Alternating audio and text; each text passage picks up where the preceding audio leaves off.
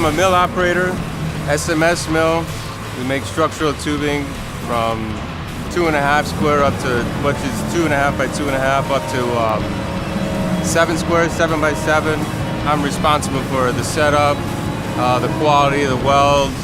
I started back in '96, so it's been 21 years.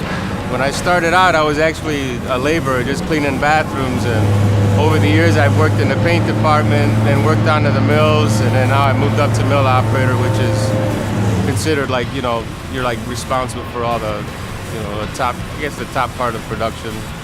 So, well, there's a lot of clowning around, we work, but you need some comedic relief, you gotta kind of help the day move along, and so we tease each other quite a bit, but at the same time, when guys need stuff, we stick up for each other, and we try to step up when they need it.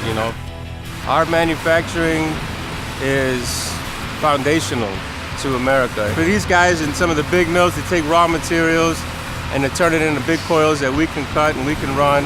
And you have contractors that can turn it into all kinds of bridges and buildings and different equipment. I think it's important because that supports families. That's middle America to me, is manufacturing, and I think without it, it's a life or death situation. It's like, if you can't produce something from raw materials that are present in your area, your region, your country, then you're dependent on somebody else to make it for you, and then you're just sort of you're subject to whatever their costs or demands are. But the ability to produce a finished product from our raw materials is foundational to America.